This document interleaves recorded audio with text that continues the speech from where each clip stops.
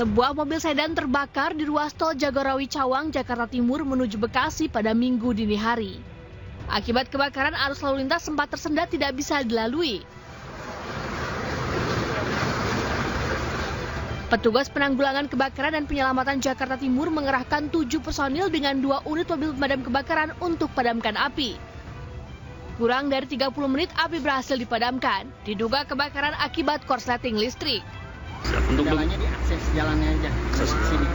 Untuk dugaan sementara kenapa ada bang penyebabnya? Biasanya sih dari kelistrikan. Karena mobilnya cukup tua. Biasanya dari kelistrikannya ya lama ya. Sementara itu 2 penumpang sedan selamat dari kobaran api. Kasus kebakaran kini ditangani oleh pihak kepolisian. Dari Jakarta, Miftahul Gani, iNews melaporkan. Gedung sekolah dasar negeri yang terletak di Desa Tomori, Kecamatan Bacan, Kabupaten Halmahera Selatan, Provinsi Maluku Utara ludes dilalap si jago merah. Kencangnya tiupan angin membuat api dengan cepat membesar dan membakar habis bangunan gedung sekolah. Peristiwa ini membuat siswa panik dan berhamburan keluar dari area sekolah. Beruntung saat kejadian, para siswa seluruhnya berada di luar kelas bertepatan jam istirahat sehingga tidak menimbulkan korban. Petugas pemadam kebakaran dari Pemda Halmahera Selatan langsung menerjunkan 3 unit mobil pemadam kebakaran.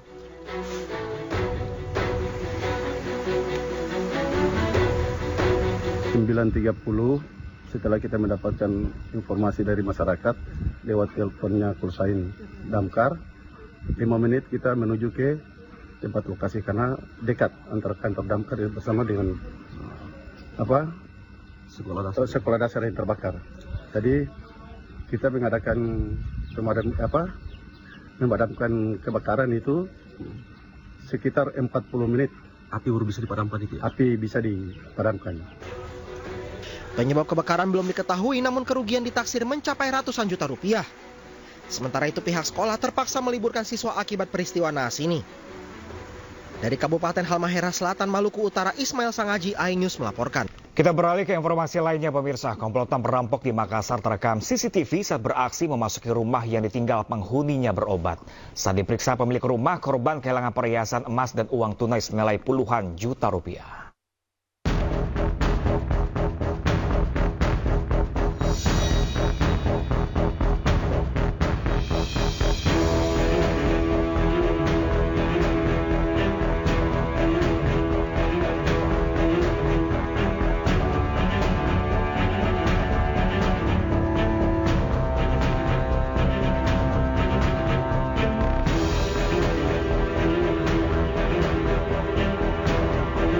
Lupa mengunci gembok sebuah rumah di Satroni, kelompok perampok berjumlah 3 orang. Aksi perampokan terekam kamera pengawas dari depan rumah korban di Jalan Sungai Cenrana, Kecamatan Ujung Pandang, Kota Makassar, Sulawesi Selatan.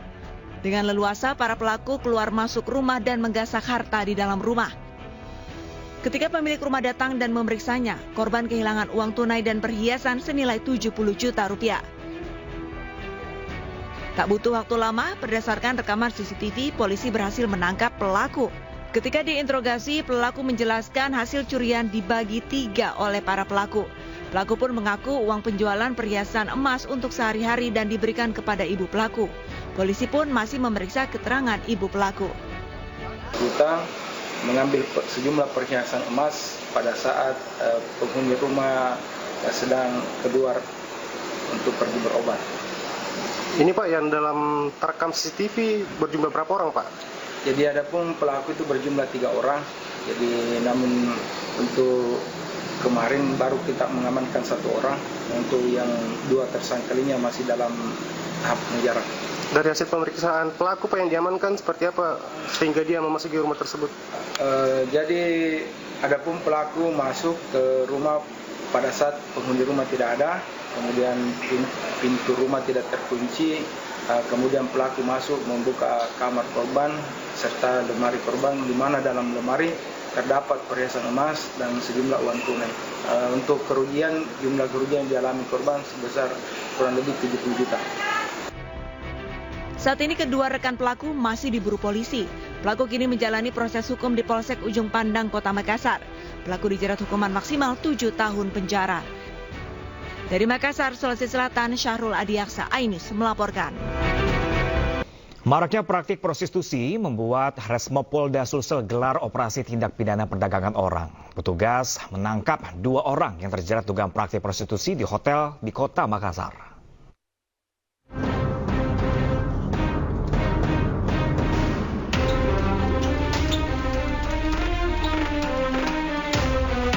Operasi tindak pidana perdagangan manusia melalui aplikasi kencan online digelar tim Resmopolda Sulawesi Selatan.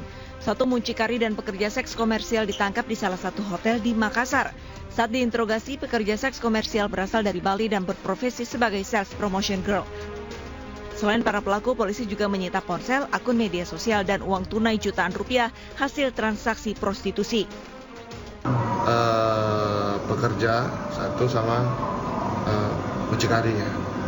Ini kemudian informasinya tarif yang ditawarkan oleh muncikari berapa?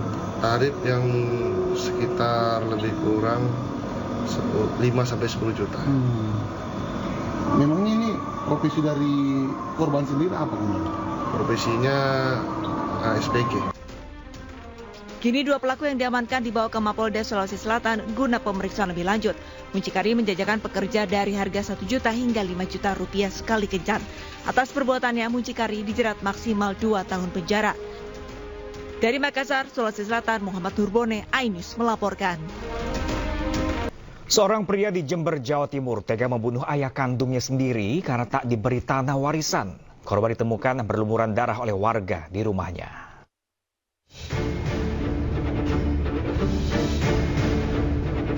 Seorang pria bernama Sutali, 65 tahun, tewas di rumahnya sendiri di kawasan Jambuan, Kecamatan Sumbersari, Jember, Jawa Timur. Korban tewas usai dibunuh anak kandungnya sendiri bernama Sutikno. Diduga pembunuhan dipicu masalah tanah warisan. Pelaku yang meminta bagian sejumlah bidang tanah tidak diberi oleh korban. Pelaku pun langsung menusuk kaki dan tangan ayahnya. Korban kemudian ditemukan berlumuran darah di tempat tidurnya. Korban pun sempat dibawa ke RSUD Subandi, namun nyawanya tidak tertolong. Usai membunuh sang ayah, pelaku kemudian menyerahkan diri. Kondisi luka-luka masih kita lakukan pemeriksaan karena jenazah saat ini berada di Rumah Sakit Subandi untuk dilakukan pemeriksaan. Terduga pelaku bagaimana? Terduga pelaku juga masih dalam penyelidikan dan semuanya nanti besok yang akan menjelaskan adalah pimpinan kami, Pak Kapolres. Selain menyita barang bukti sepeda motor korban berikut uang yang ada di dalam jok, polisi juga meminta keterangan sejumlah saksi termasuk ketua RT setempat. Dari Jember, Jawa Timur, Bambang Sugiarto, iNews melaporkan.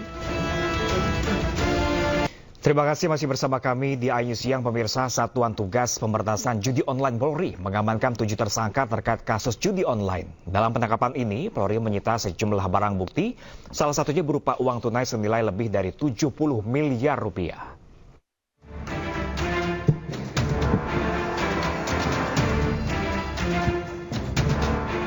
Enam orang warga negara Indonesia dan 1 warga negara asing yang diduga bos judi online diamankan dan ditetapkan sebagai tersangka oleh Satgas Judi Online Polri.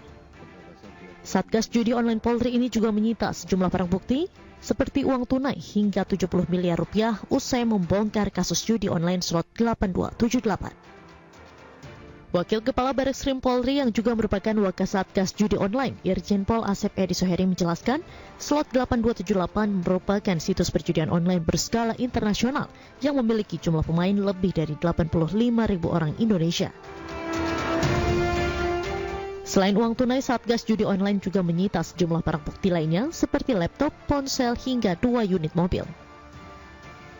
Bahwa pada bulan Oktober tahun 2024 kami telah mengungkap perkara judi online situs slot 82/78 dan saat itu kami menangkap 7 orang tersangka yang terdiri dari 1 orang warga negara asing dan 6 orang warga negara Indonesia dengan omset miliaran rupiah. Kemudian dapat kami sampaikan bahwa situs slot 8278 merupakan situs judi online berskala internasional yang jaringannya dikendalikan oleh warga negara Cina dan memiliki jumlah pemain lebih dari 85.000 orang di Indonesia dengan server yang berlokasi di luar negeri. Adapun situs slot 82/78 ini dipromosikan melalui berbagai situs dalam media sosial, termasuk pada grup Telegram. Selain itu, situs ini juga memberikan fasilitas untuk melakukan deposit dengan saldo minimal Rp10.000 tanpa harus melakukan registrasi email dan nomor handphone. Oleh karena itu, banyak orang yang tertarik untuk mengakses situs tersebut. Pengungkapan jaringan judi online ini merupakan komitmen Polri dalam melaksanakan program kerja Asta Cita yang bertujuan memperkuat reformasi politik, hukum, dan birokrasi, serta meningkatkan upaya pencegahan dan pemberantasan korupsi, perjudian, narkoba, dan penyelundupan. Dari Jakarta, Faisal Rinaldi, Dede Rudi, iNews melaporkan. Tersangka terkait dengan situs judi online yang melibatkan pegawai Kementerian Komdigi bertambah jadi 14 orang. 11 diantaranya merupakan pegawai Kementerian Komdigi yang bertugas memblokir situs judi online serta meraup keuntungan hingga Rp8,5 miliar dalam sebulan.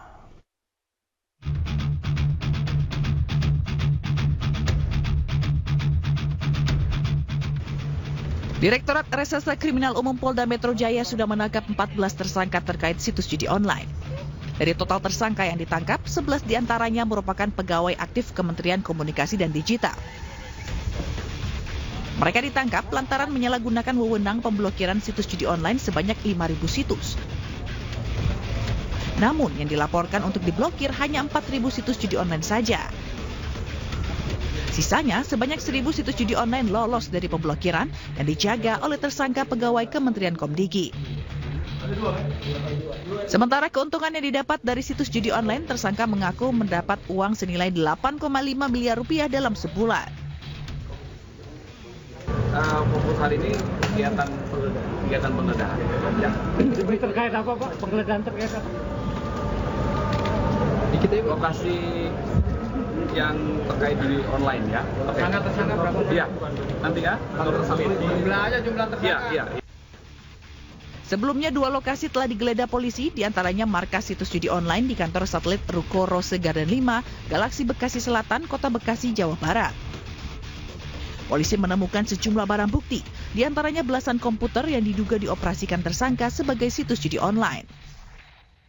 Tak sampai di situ, polisi pada Jumat malam lalu juga menggeledah kantor Kementerian Komunikasi dan Digital. Dalam penggeledahan tersebut, 4 tersangka yang merupakan pegawai Komdigi sudah memakai baju tahanan. Penggeledahan ini dilakukan polisi di sejumlah ruangan yang ada di lantai 2 dan 3 Kementerian Komdigi. Hasilnya, polisi mengamankan tumpukan berkas yang berada di dalam kotak kontainer. Tim Liputan iNews melaporkan. Sementara itu pemirsa, TNI Angkatan Laut berhasil menggagalkan penyelundupan sabu dari Tawau, Malaysia menuju Tarakan di Sebatik Utara. Pengungkapan bermula dari informasi yang diterima tim gabungan mengenai adanya narkoba yang akan dikirimkan ke Tarakan melalui Sebatik. Saat menyekat dan memeriksa sejumlah kapal cepat, tim gabungan menemukan seorang wanita yang menyembunyikan 1 paket narkoba jenis sabu dalam kemasan plastik hitam. Pelaku berinisial S mengaku dititipi barang haram narkoba oleh seorang warga negara Malaysia berinisial D untuk selanjutnya akan diberikan kepada penerima berinisial I di Tarakan. Barang bukti yang disita dari tangan pelaku berupa 1 paket sabu, paspor, koper berisikan pakaian, serta telepon genggam.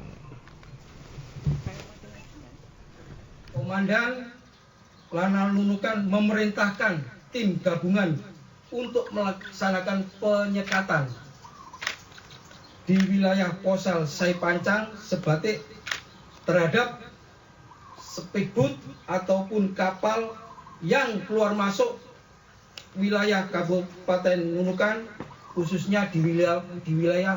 Ya, pemirsa, ditipit narkoba Baris Krim Polri, ungkap jaringan narkoba internasional di Baris Krim Polri Jakarta. Selain itu, Polri juga membongkar 80 kasus peredaran narkoba sepanjang September hingga Oktober 2024. Polri membongkar 80 kasus peredaran narkoba sepanjang September hingga Oktober 2024. Sebanyak 136 tersangka pengedar narkoba ditangkap dalam pengungkapan ini. Dalam konferensi pers tersebut, polisi menghadirkan sejumlah tersangka yang terlibat dan memperlihatkan barang bukti, diantaranya sabu seberat 1,07 ton, ganja seberat 1,1 ton, dan ekstasi sebanyak 357.731 butir. Kabar Eskrim Polri Komjen Pol Wahyu Widada menjelaskan pengungkapan ini merupakan tindak lanjut dari Asta Cita Presiden Prabowo Subianto dalam memberantas tindak pidana narkoba. 2 bulan ini Presiden Polri bersama-sama dengan instansi terkait melaksanakan joint operation baik Kejaksaan Agung, BNN, dan Pemasyarakatan, dan Bea Cukai, PPATK, dan juga dengan DIE. Dari 80 perkara yang sudah diungkap tersebut, jumlah tersangka yang berhasil diamankan dalam joint operation ini adalah sebanyak 136 orang tersangka. Dengan barang bukti yang berhasil diamankan, yang pertama sabu sebanyak 1,07 ton. Pemirsa, Presiden Prabowo Subianto didampingi Menteri Pertanian Andi Imran Sulaiman meninjau lahan persawahan kampung di Talaga Sari, Merauke, Papua Selatan.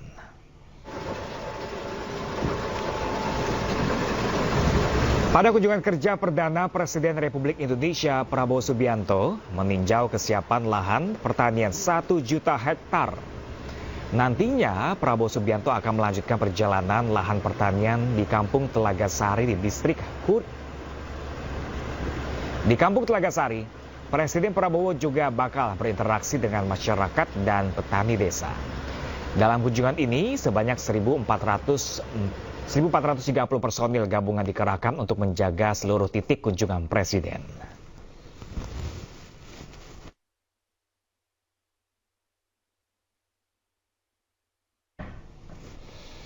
Dan pemirsa, untuk mengetahui kunjungan kerja Presiden Republik Indonesia di Merauke, Papua Selatan, sudah rekan kami Muhammad Syahrir Muslimin langsung dari Merauke. Pemirsa, selamat siang rekan Syahrir, bagaimanakah jalannya kunjungan kerja Presiden Prabowo Subianto hari ini? Selamat siang rekan Pram di studio.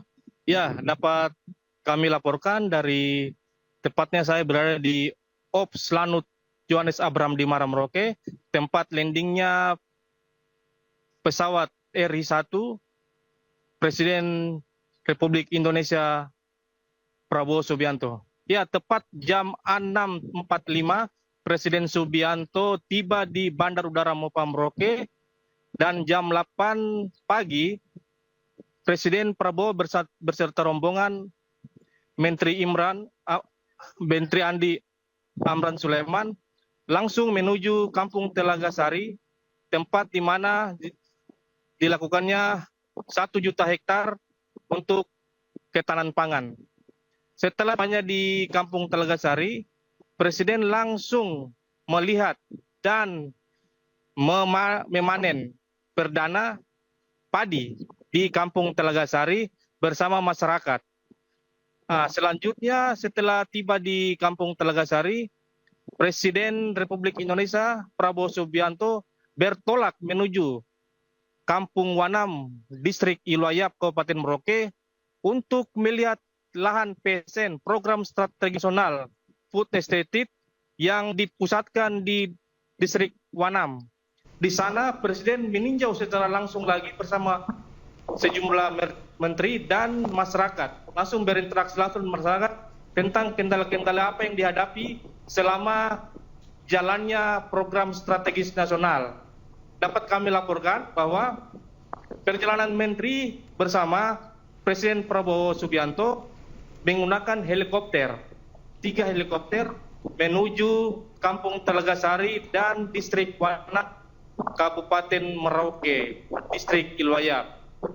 Begitu rekan Pram. Baik rekan Syahrir, ini baru kali pertamanya Presiden Prabowo Subianto selama menjabat sebagai Presiden untuk kunjungan kerja di Merauke. Lalu bagaimana dengan respon para petani di sana dan warga di sana dengan kedatangan Pak Presiden kali ini? Untuk kunjungan Perdana Presiden pertama di Merauke, antusias masyarakat sangat banyak, di mana mereka langsung bercengkraman dengan Presiden, terutama petani milenial di Kampung Telaga Sari. Dan di sisi lain juga yang menjadi idola mereka adalah para ajun Presiden Teddy yang menjadi idola masyarakat. Begitu rekan Pram. Syahrir, terima kasih informasinya. Kami masih menanti update terbaru dari Anda langsung dari Merauke, Papua. Terima kasih dan selamat bertugas kembali rekan Syahrir. Ya, pemirsa, Gerakan Solidaritas Nasional resmi dideklarasikan. Peluncuran GSN menjadi rangkaian acara strategis Prabowo setelah pembekalan Kabinet Merah Putih.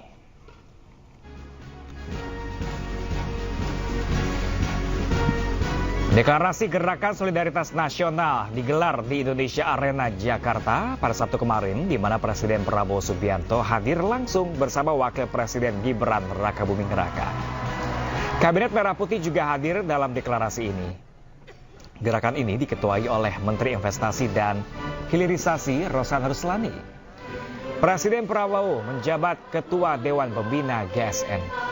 Peluncuran GSN menjadi rangkaian acara strategis Prabowo setelah pembekalan Kabinet Merah Putih.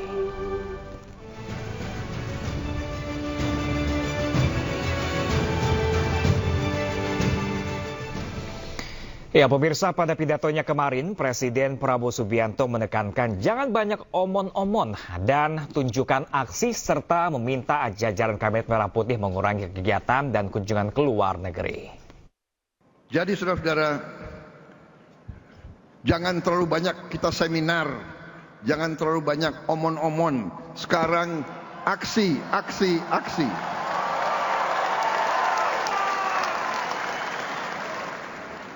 Karena kebetulan banyak menteri yang hadir, saya juga mohon jangan terlalu banyak anggotamu jalan-jalan ke luar negeri.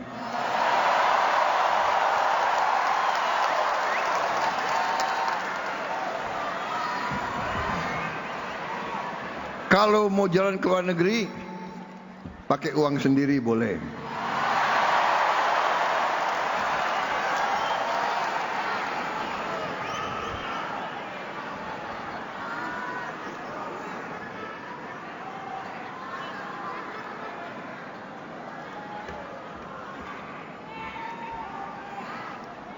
Jadi kurangi yang seminar-seminar, yang apalagi apa itu,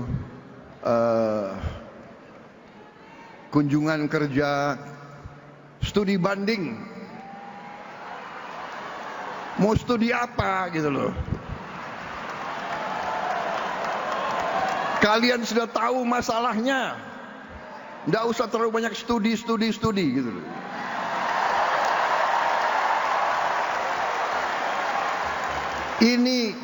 Ini gampang diucapkan tapi ujungnya sulit dilaksanakan, apalagi oleh ketua-ketua partai. Betul? Karena saya juga mengalami.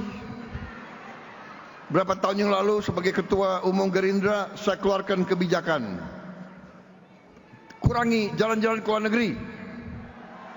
Tahu-tahu datang perwakilan dari. Ya, pemirsa, momen menarik juga tak luput saat Presiden Prabowo Subianto memberikan pidato dalam deklarasi GSN. Publik bersorak-sorai saat ia menyebut nama mantan istrinya Siti Hediati Haryadi yang dikenal dengan nama Titik Soeharto. Ibu Siti Hediati Haryadi.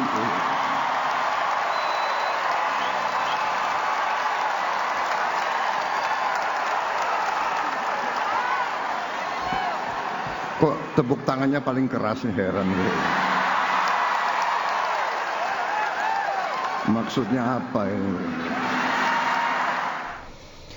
Presiden Prabowo Subianto juga mengabsen Kabinet Merah Putih di acara deklarasi GSN Sabtu kemarin. Ia pun menunjukkan gestur tangan mencatat nama Menteri Pemuda dan Olahraga Dito Aryo Tejo yang ternyata tak hadir saat dipanggil. Dito Aryo Tejo.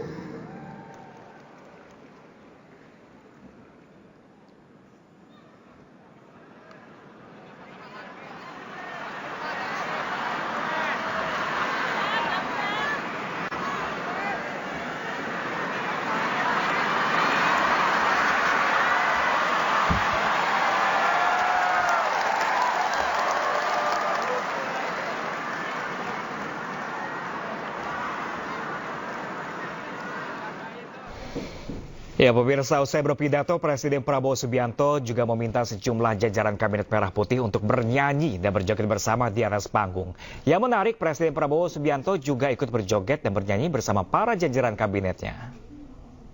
Presiden baru, Pak Prabowo dan Pak Gibran.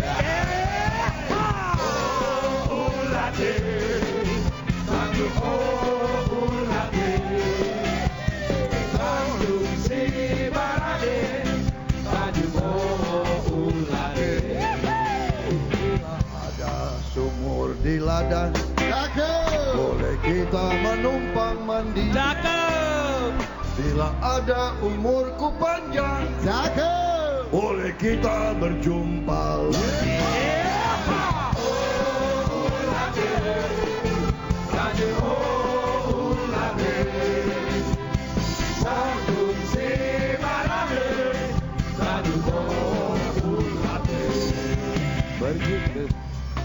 Pergi ke pasar membeli batu, beli lukisan model mozaik.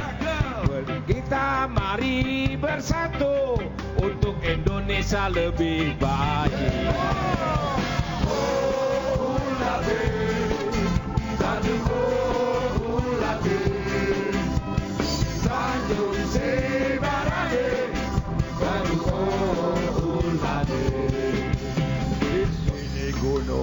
Di sana gunung, di tengah-tengah bunga melati.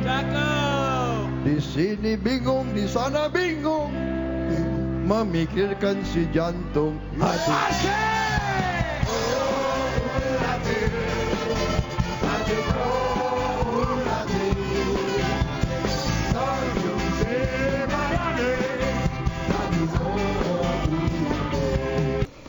Ya pemirsa, calon gubernur Jakarta nomor urut 1 Ridwan Kamil didampingi kader Partai Demokrat Acep Edi Setiawan belusukan ke pemukiman warga di Cakung, Jakarta Timur. Dalam rangkaian kampanyenya ini, RK juga menemui ratusan pendeta dan puluhan sinode di kantor Persekutuan Gereja Indonesia wilayah Jakarta di Rawamangun, Jakarta Timur.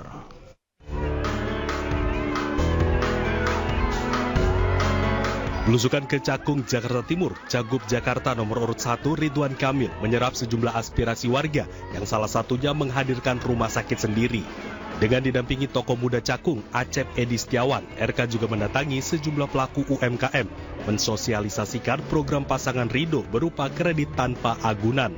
Membangun negara itu kan dimulai dari kebutuhan dasar, pendidikan, kesehatan, baru lain-lain.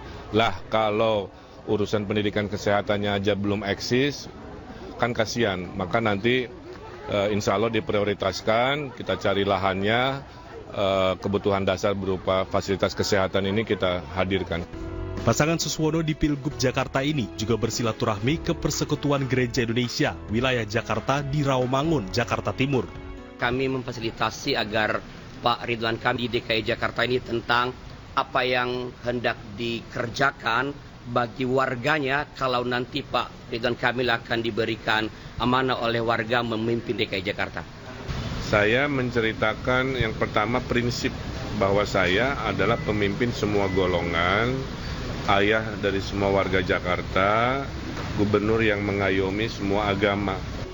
Dalam kesempatan ini, pasangan Ridho juga berkomitmen jika terpilih untuk memimpin Jakarta akan memberikan bantuan operasional rumah ibadah serta lebih memperhatikan para pengajar dan sekolah minggu.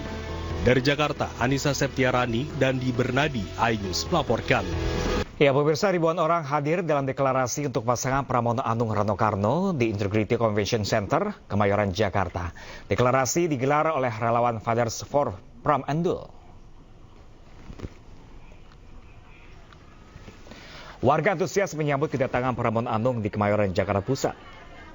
Dalam sambutannya, Pramono mengaku ia sudah berkeliling Jakarta hampir 2 bulan dengan mengunjungi 250 titik, di mana politisi PDIP ini berpesan bahwa ia berpolitik dengan riang gembira. Sementara itu, menanggapi pertemuan calon gubernur Jakarta nomor urut 1 Ridwan Kamil dengan Presiden Prabowo Subianto, Pramono mengaku tak mempersoalkan hal tersebut. Pramono menegaskan jika saat ini dirinya tetap fokus menampung persoalan-persoalan Jakarta dengan terjun langsung ke masyarakat. Saya memang lagi berkonsentrasi untuk menyelesaikan pertemuan-pertemuan saya dengan komunitas di Jakarta. Kemarin saya juga ketemu Bu Sinta Nuria, memang waktu saya untuk berfokus bertemu dengan kelompok-kelompok komunitas. Ya, terima kasih. Kan saya juga bergerilya ini. Kan ini saya bergerilya banget sampai ditarik-tarik ada sobek-sobek. Anda kembali di iNews Siang bersama saya Nadia Valeri. Pemirsa, hujan yang mengguyur Tangerang Selatan sejak Sabtu siang membuat ratusan rumah warga terendam banjir hingga setinggi 40 cm.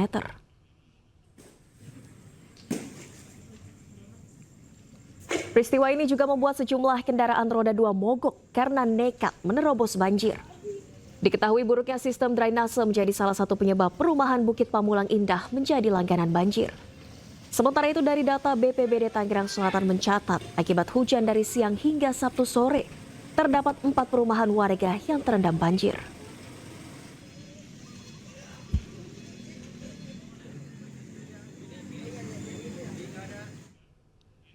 Sementara itu pemirsa, diguyur hujan selama 2 jam, Jalan Raya Serang kilometer 10 di Kecamatan Curug, Kabupaten Tangerang, Banten terendam banjir. Selain membuat motor mogok, banjir yang diakibatkan buruknya sistem drainase juga sempat membuat arus lalu lintas macet hingga 2 km.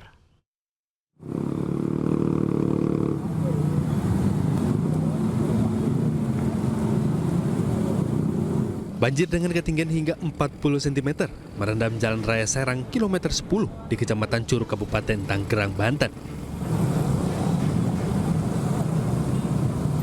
Kendaraan yang melintas baik roda 2 maupun roda 4 terpaksa harus memperlambat laju kendaraannya lantaran genangan banjir yang cukup tinggi. Bahkan sejumlah kendaraan bermotor yang nekat menerobos banjir mengalami mati mesin. Para pengendara sepeda motor pun terpaksa harus mendorong kendaraan mereka.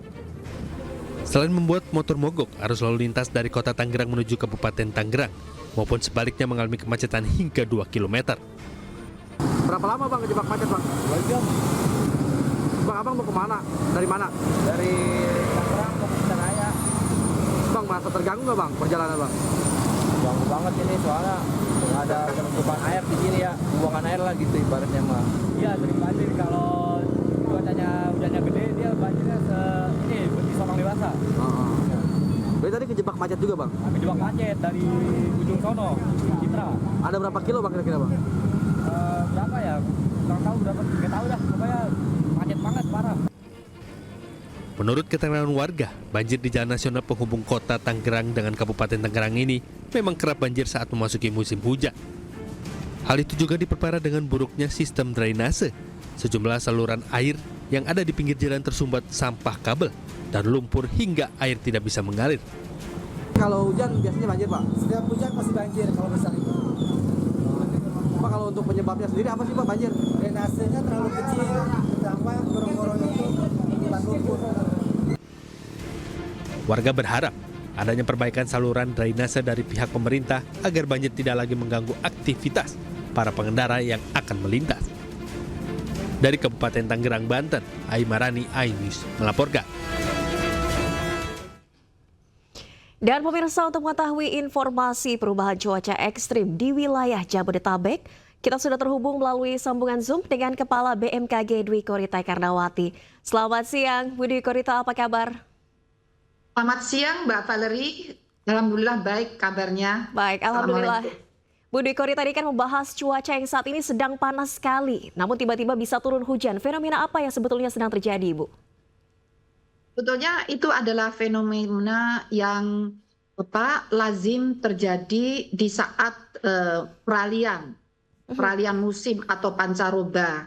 Karena selama masa pancaroba, suhu udara bisa terasa sangat panas, terutama ini kan di bulan-bulan Oktober ya. Iya. Ini kan gerak semu matahari tepat berada di atas wilayah kita, wilayah Indonesia, terutama di Khatulistiwa ke selatan, sehingga penyinaran radiasi matahari itu kan menjadi terasa optimal begitu. Yeah. Nah, jadi ini merupakan fenomena yang memang lazim, dan kemudian dengan adanya penyinaran matahari ini maka akan terjadi pembentukan awan-awan hujan dan membutuhkan waktu.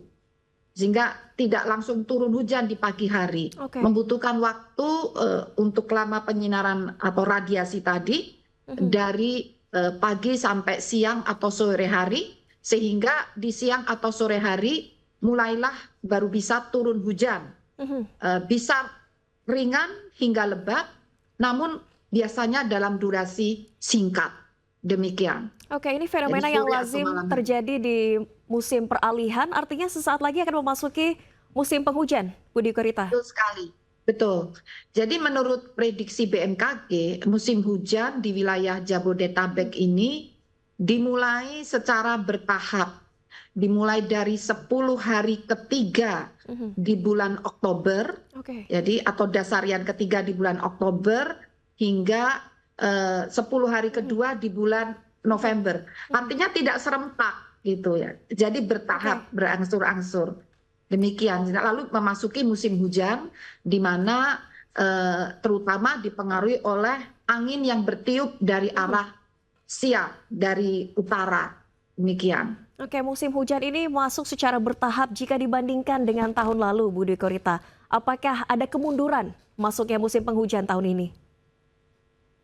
Sebetulnya secara umum itu normal. Meskipun ada kurang dari 10% atau sekitar 10% ada kemunduran musim hujan dimulainya, terutama untuk wilayah Indonesia bagian selatan, termasuk Jawa, kemudian Nusa Tenggara Barat, Nusa Tenggara Timur. Ya. Tapi mayoritas itu normal. Nah, kemarin di bulan Oktober, terutama pertengahan Oktober, ini atau di awal 10 hari ketiga bulan Oktober, ini memang hujan sedikit mundur. Karena apa? Dampak sesaat adanya badai tropis. Ada 3 badai tropis yang terjadi di utara wilayah Indonesia, dan badai ini cenderung untuk menarik awan-awan ke arah pusat badai tersebut, sehingga memang tidak langsung tepat di tanggal 21 Oktober gitu ya. Tapi karena ada pengaruh sesaat tadi dari badai tropis tadi. Namun sekarang pengaruhnya ini semakin berkurang karena badainya semakin menjauh dari wilayah Indonesia atau diantaranya ada yang punah, maka akan kembali normal lagi memasuki musim hujan. Demikian. Baik, Bu Dwi Korita, dari BMKG sendiri apa himbauan kepada masyarakat menghadapi cuaca ekstrim di masa peralihan ini? Terutama seperti tadi yang disampaikan dalam tayangan sebelumnya, drainase. Karena di musim hujan ini dibarengi dengan terjadinya La Nina, yaitu pengaruh dari pemanasan, pendinginan ini di Samudra Pasifik bagian tengah ekuator timur, ya, yang berakibat pada peningkatan curah hujan yang dapat mencapai 20% dari normalnya. Jadi di musim hujan sendiri Indonesia curah hujannya sudah tinggi. Apalagi diprediksi akan terjadi peningkatan hingga mencapai 20% dari normalnya. Artinya dimungkinkan intensitas hujannya melebihi normal, dan itu drainase harus benar-benar disiapkan, ya. Kemudian juga tandon-tandon air harus disiapkan, dan potensi angin kencang, ya, kilat petir juga akan terjadi, meningkat juga, sehingga perlu kewaspadaan untuk keselamatan kita. Pohon-pohon yang mudah tumbang perlu segera dipangkas atau tegakan-tegakan yang rapuh dikokohkan. Tanggul-tanggul ini yang paling penting.